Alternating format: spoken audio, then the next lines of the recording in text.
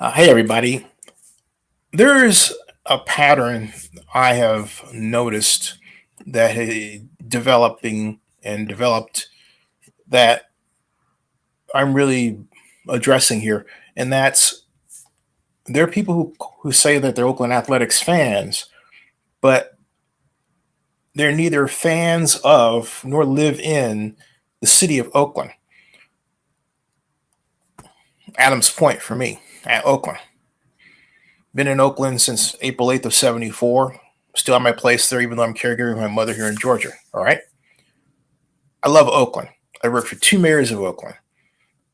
In 1997, excuse me, 96, I told then Oakland council member Nate Miley that because of the return of the Raiders and also development of Camden Yards, we're going to have to build a new stadium for the Ace. And he said to me, "Hey, we already spent 200 million on the Raiders. We have to do this for the Ace." And I said, "Yeah." I've been at this matter of a new stadium for the Oakland Athletics for decades, not years, decades. By contrast, the people who are involved now, for the most part, are in places like Reno or San Jose or across the bay or further back in the suburbs of the East Bay or some other part of California. And their season ticket holders, or maybe perhaps were, come to the games, but once the games are over, they are out of Oakland. And it's a good and sound reason why many of the people I'm talking about advocated for the A's to move to San Jose. Now, in that context, you would say, why am I advocating for them to move to Las Vegas? And I've said it before and I'll say it again. It's 30 years of dysfunction that outlined to an elected official very recently. And I'll read, without telling you who I'm talking about, I will read to you what I wrote to this person because it encapsulates the problem, but it also demonstrates that because A's fans who are not in Oakland aren't close to the politics that happen, all this completely escapes them. And a number of A's fans don't understand the relationship between government and development. So they tend to think of it as like, paying for their house or something like that, when the paying for a home or having it constructed is vastly different than what is called for a giant stadium. They're not the same. And so a number of them think, well, you have to have a lot of money or be very rich. Unfortunately, you have a lot of local people who think that too, including elected officials, and they always make an error. Always. Now, what I wrote to this person that I'm talking about, this elected official, a friend of mine, is this. I'll say, in other words, do I think that our governments are responsible for the loss of our three pro teams? And the answer is yes. And I said that the overall problem is an inherited form of behavior. The main problem we have always is that we've always operated in piecemeal fashion, a clubby way, as I put it in this email. Take the events leading up to the Raiders' return in 1995. The Coliseum under George Bukasin Sr. operated that way. And negotiations with the Raiders were done by George Bukasin Sr., George Jr. is on the JPA board now, and Ed De Silva of De Silva Construction. The city of Oakland's own economic development staff was not even involved, arguably barely involved at all, okay? And that's weird if you think about it. Then Oakland Assistant City Manager Ezra Rapport was his own lone wolf. The city let him be that. We did not have a stadium authority structure. So, in other words, stadium authority structure is where you have, a deliberative body with its own chairperson who also serves as executive director, with a mission statement that it is responsible for the ownership of the stadium, stewarding over its management, and also its financing, and operates within a certain defined jurisdiction. The Coliseum Joint Powers Authority is not a jurisdictional body. It was set up for one purpose, to float a bond issue. And then it morphed into something that looks like a stadium authority, but it's not a stadium authority. And so we don't have any locked down language that governs how we should operate or behave from the perspective of what we really are or want to be, a stadium authority. All right. So I went on to say that when the Raiders deal wound up in our lap, because the PSL model didn't work, then we shifted over to that quasi stadium authority, but not really a stadium authority model and we never adjusted it. We just continued on with this hybrid part of our clubby way of doing things in Oakland with respect to this kind of development. And on the other hand, working on, bond issues, stadium management, hiring SMG and now ASM Global and so on. All right. And I wrote that it is in this piecemeal operation without a clear leader, stadiums are. All right. And once run by private sector people, now government sector politicians, that politicians have made errors. For example, and I pointed to an example I'm not going to name because it will be a dead giveaway who I'm referring it to, but it doesn't matter if I use that person's name or somebody else or someone else. What it boils down to is they're personally grandstanding, trying to get their name in legacy newspapers, forget about black media, and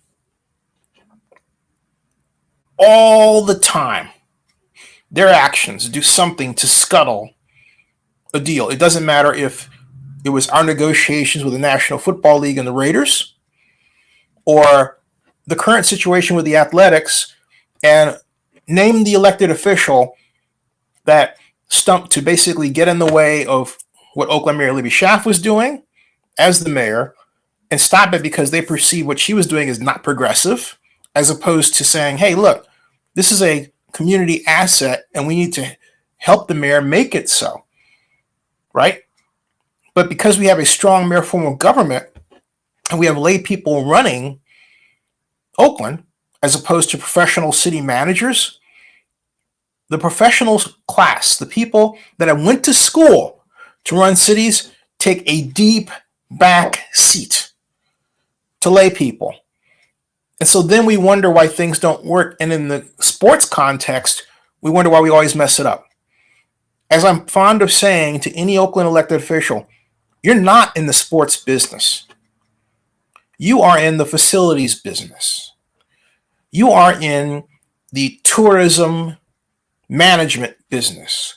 You are in the infrastructure improvement business, but you are not in the sports business. Why? Because you don't own a sports team.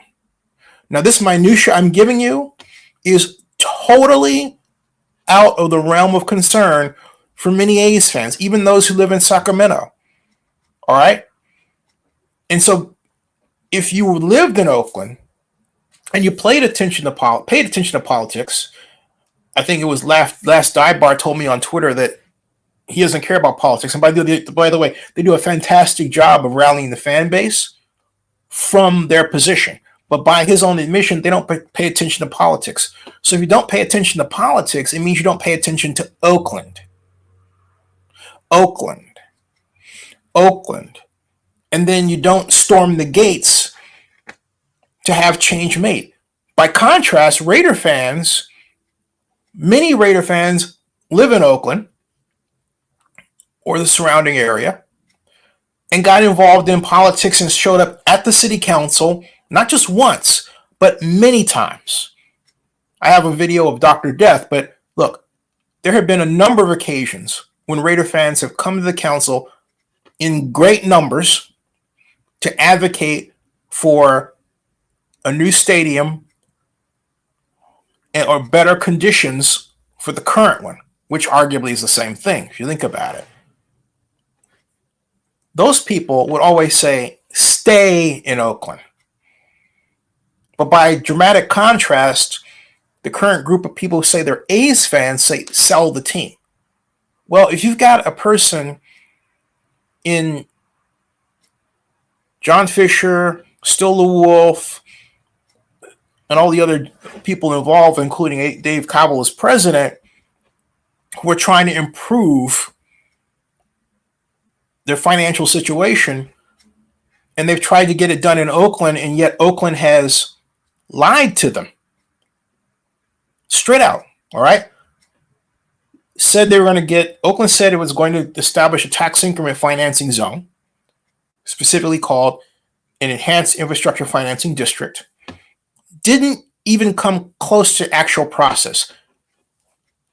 One meeting to mention it, another meeting that was supposed to be a follow-up, but they never did anything with it. They never established actually a boundary.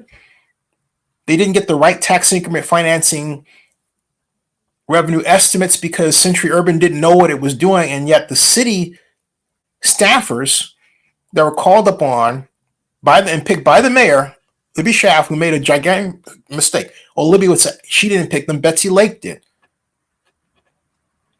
But Betsy works for Libby. And we have people on the outside telling you, hey, look, who has a number of years of experience of this, telling you you're doing the wrong thing. You're supposed to be a friend of that person. If you don't listen to them or me, then you would do a disservice to the city. And as much as I love Libby personally, from a professional standpoint, that's precisely what she did. Okay? All this went on while A's fans were going to games but not paying attention to what was happening in the city, ignoring politics, making people like me wonder, do they actually vote? Do you actually know how to track legislation? I'm not concerned with whether or not you care. You must care, because you're allowing people to govern your lives. You don't know what's going on, and that's how we got here. A's fans did not do their job in managing government at all. And arguably, a lot of A's fans just stopped coming to games. From a sports league perspective, you can't say you truly love an organization if, when the performance is bad, you stop going to their games. The Chicago Cubs, I was born in Chicago, have a long history of being the lovable losers. But guess what? They were lovable. They sold out games anyway. People picked their favorite spots to eat, to get hot dogs here or Chicago deep dish over there, and so on. In Oakland, we didn't make that tradition. We had Jerry Brown as mayor, and we allowed him as mayor to reject a downtown ballpark that, if built, would have catapulted Oakland to being, if not the top, certainly then one of the top destinations for baseball in the world. But we let him get rid of that, do that, and fire Robert Bob in the process, who then went to Washington, D.C., and did the same thing. Built the Washington National Stadium, caused the Montreal Expos to become the Nationals, and improved a significant part of Washington, D.C. in the process. That could have happened in Oakland, and yet it didn't. Where were A's fans to storm the gates and tell Jerry Brown he was wrong? Crickets. Absolute crickets. Okay, I'm just playing it where it lays. Okay? I'm playing it where it lays. A's fans have to accept responsibility for not being close enough to Oakland, for not being truly concerned about the city of Oakland, to really make the city of Oakland act right. Raiders fans got more out of the city of Oakland by, causing a lawsuit than A's fans ever did.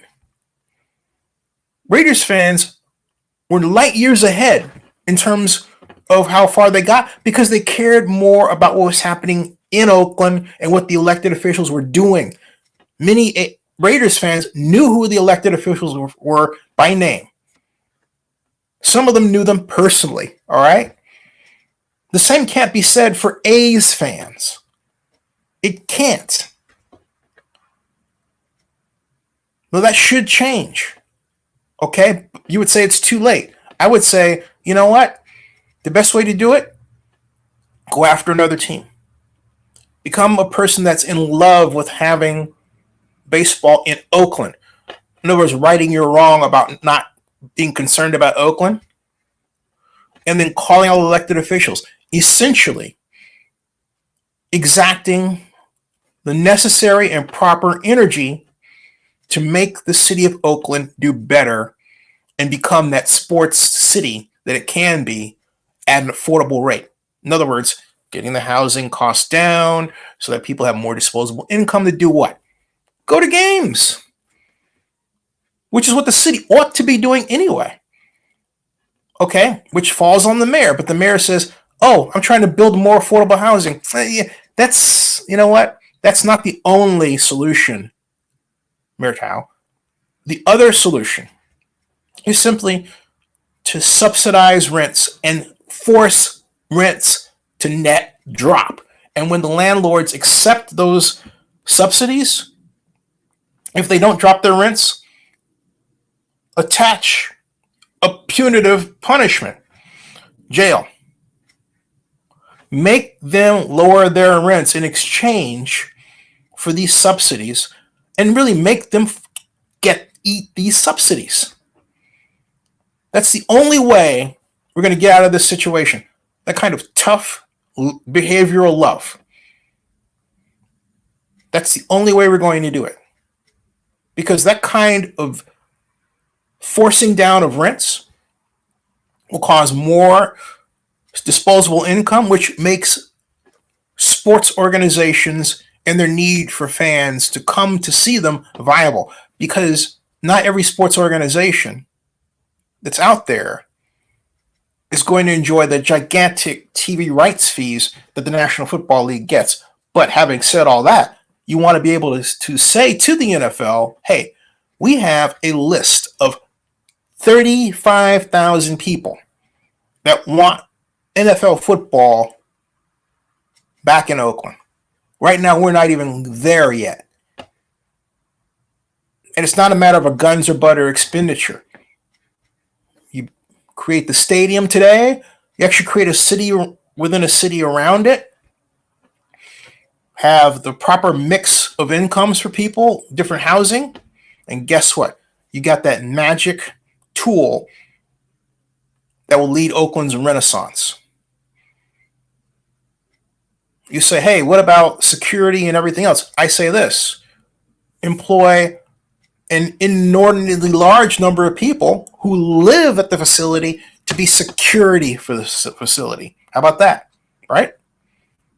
Right? Make it safe designed. Lighting at night, rounded corners rather than, right angles, and so on. That can be done. But back to my main point. Oakland A's fans who don't live in Oakland don't know why Howard Terminal didn't happen. And so what they get, because they didn't go to the actual meetings, unlike Bleacher Dave, who's attended more meetings in West Oakland regarding the athletics planning for Howard Terminal than he can count himself. He's a smart guy. All right, he can tell you. But the vast majority of A's fans, nope. You didn't live there. And on top of that, you weren't talking to the people who did live there, who know what's going on to minutia. People like Steve Lowe, who's since moved to Pleasanton. And other people. You don't know the history of why it didn't work the first time, because Vivian Kahn, who's since moved out of Oakland, but lived in Jack London, got an environmental group together to battle and stop what Doug Boxer, yes, the son of the Senator Barbara Boxer, and his group, Let's Go Oakland, were trying to do. It was sad. As much as I love Vivian, it wasn't something that she knew I didn't support her. But look, I cannot support somebody and still have affection for them as a friend or whatever, because that's one issue. All right. And not only that, it's not an issue that's like a giant moral issue like voting. You get the idea. Okay. So my point is, these are matters that people can disagree on, but I found if you have the right policy idea, the right approach, formed by listening to that person and their objections, then guess what? You turn a no person into a yes person. But you got to try to do it, as hard as it might be. Today, people just want to flame, and then they actually think they can get something done. Or people will say, well, I just want to get rid of them. There are people who feel that way about elected officials in Oakland now. You get rid of the progressives, everything will be better. No, because it's not really a problem with progressives. It's a problem with people who think they're progressive, who don't want to read or create complex legislation to solve problems that require that kind of approach. They want everything simple. They want their face on social media, and they want to blast out these cries every time something happens that, in point of fact, really isn't a true problem. All right? That's a fact. And these are folks who are smart enough to know better. Yet they've damaged our ability to recover by their behavior. The only way to change them is not to get rid of them, but to convince them that another structure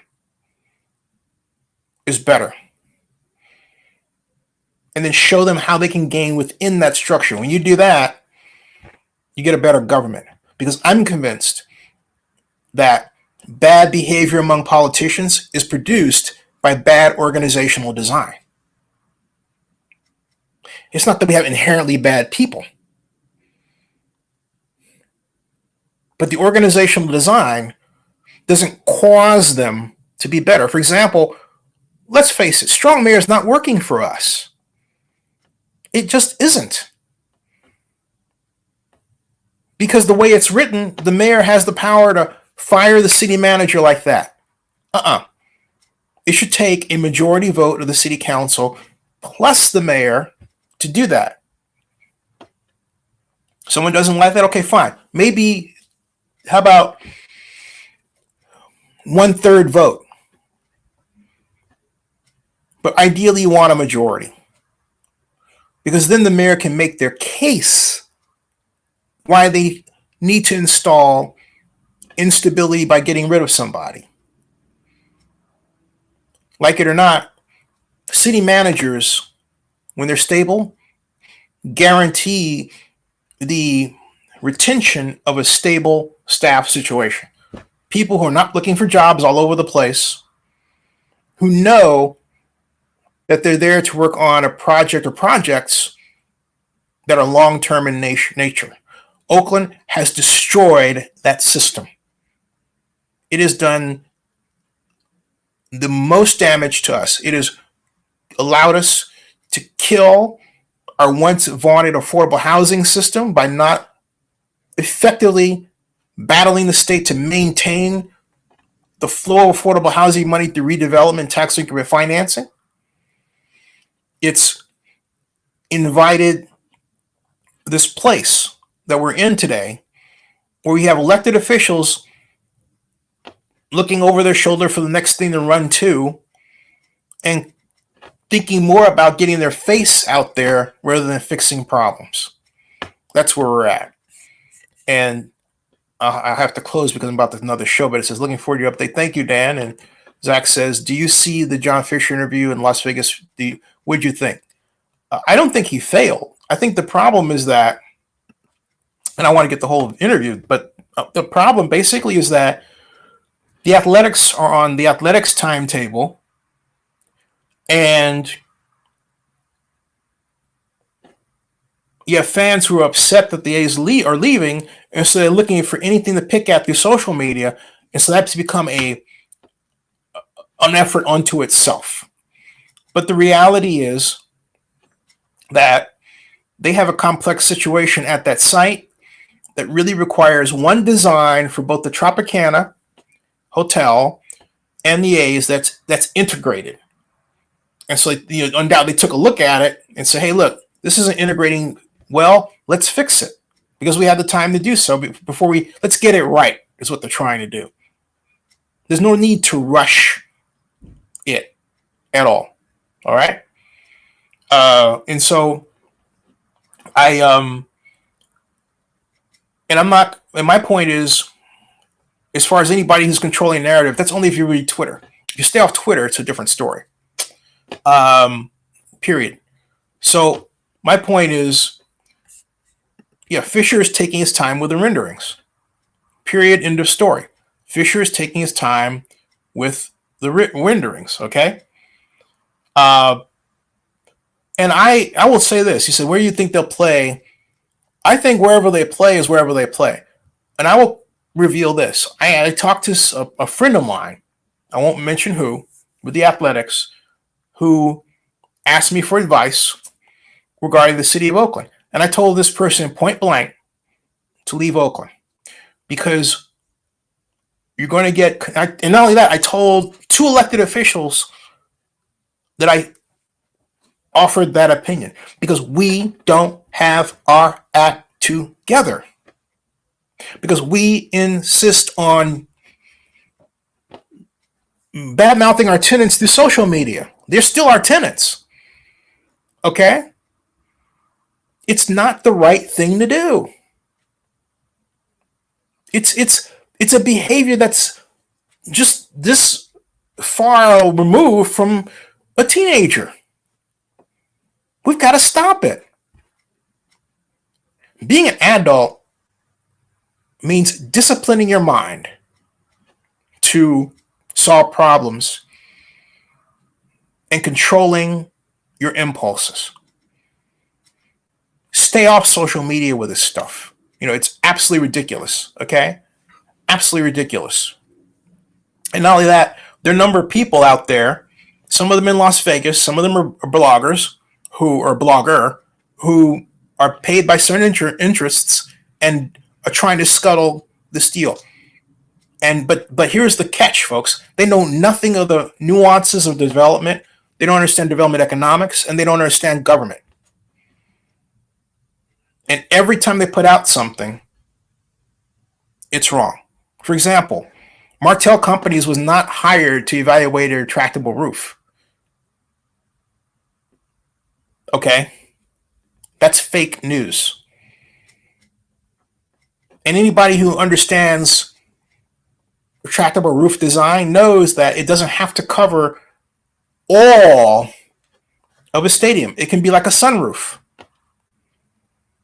Look at, for example, Cowboy Stadium in Dallas. It has a retractable roof, but look at how big it is. All right? So retractable roof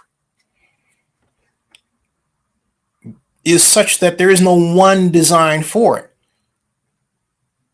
But you have people who don't know that, who will take, what they do is this. They take something that they read earlier in mainstream media, and that becomes part of their tool for fake news currently. So it touches on something you're familiar with because you read it before. That is, the retractable roof can't be on a size of 9 acres, which is wrong. There's more than one kind of retractable roof. It's an engineering problem. Or I should say, really, engineering construct. All right? And Zach says, but they'll definitely come to the Las Vegas. Yes. He says, I've been nervous they won't come because of Bay Area news, but what truth? Well, like I said, the best way to get around all of that is to study how other stadiums were financed, ballparks are financed and built, and also do research on what a private placement financing is, because this is the other problem. I'm going to tell you something. I want you to look at me, okay? Pay attention. John Fisher's wealth has nothing to do with financing the ballpark. Why? Because if that's the case, then Mark Davis should have been a billionaire to be able to build Allegiant Stadium. Did anybody mention Mark Davis's wealth at the time when the Raiders are trying to move? No. So I can go on and on and on with different examples. What you need to finance a stadium is, pay attention, control of land. A. B. A market study that's good enough to convince bankers like Goldman Sachs or any other investment bankers, banking firms, that indeed, if this structure is built and they provide the financing, get it built, that it will indeed pay off its private debt service, which means you have to have calculations that have the correct level of debt service reserve, of revenue sources that are robust in their production. In other words, if I do the research on, for example, incomes in the area, business growth, that I know that if I'm looking at population growth and standard incomes, I know that's a solid piece of information I can then build my model off of. All that has to be there. And then sponsors. If you have a credible sponsor like United Airlines or MGM, if you have all of that at the table, and then you just happen to be part of a club called Major League Baseball or the National Football League or NHL hockey, that helps too. It's putting on the right suit. It's not being a billionaire, because billionaires don't pay for stadiums out of their own pocket. That's simply not done. All right, that's the big problem with Oakland. Oakland thought, we have to find a billionaire to build Coliseum City. No, you don't. Do the proper calculations for revenue throw off and do your market studies. We did the wrong market study with PSLs in the Raiders case. See what happened. We only sold $53.9 million worth of PSLs in 1995. We needed to sell $83.4 million. Big chunk. That's what got us into trouble. But all the market study that was done, which was not evaluated. I remember asking as a reporter if he had a less than rosy spreadsheet. Yeah, he said, yes, let's show it to me. He wouldn't send it to me. Okay. So rest in peace, Ezra. All right. So he says, appreciate you being the oasis of truth in all this. Thank you. My concern is, will Fisher spend in Las Vegas? Here's my point.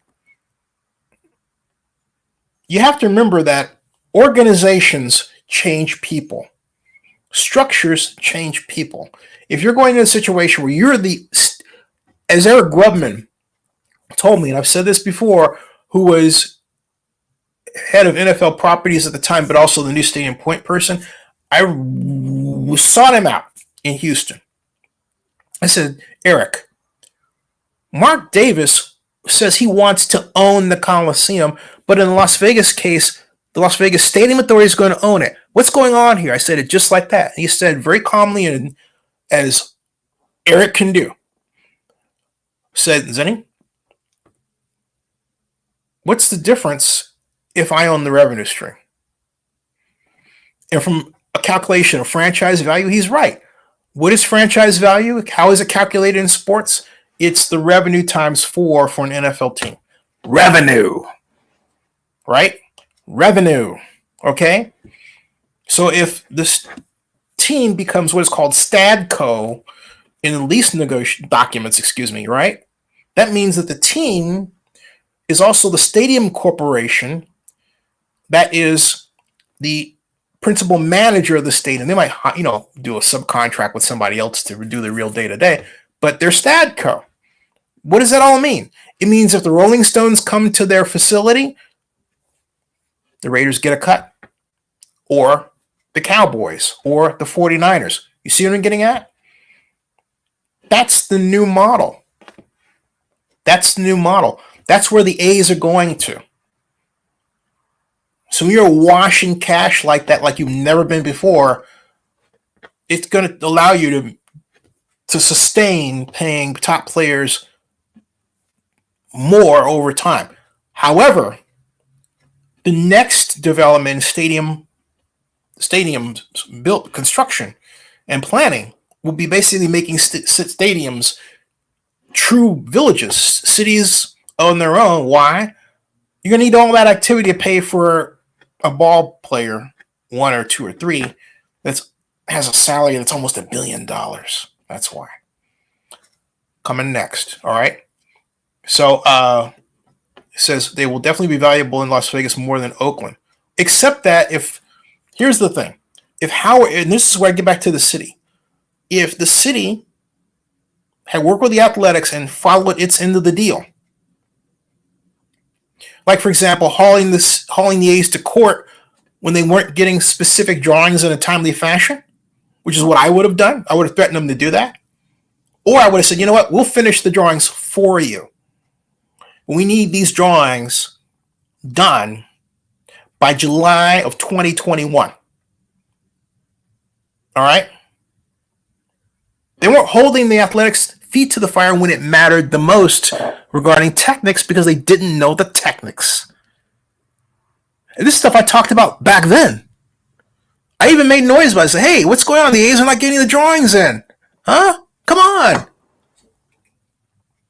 Then all of a sudden, whimper. All right? Whimper. Okay? So, and how long do you believe or think the A's will stay in Vegas for? Who knows? They signed they already have committed themselves to a non-relocation agreement with respect to the Nevada legislature. So you're looking at 30 years. You're looking at a generation. By contrast, the A's have no such contract in Oakland and never have.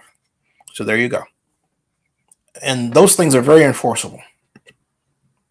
And for my lifetime, yeah, they'll be there. The difference in revenue between Howard Terminal and Las Vegas for the Athletics will be sports gambling and gaming. There you go. All right, folks, I got to start my next program. I've got my guest rating. I'll see you all later. That ends this live stream.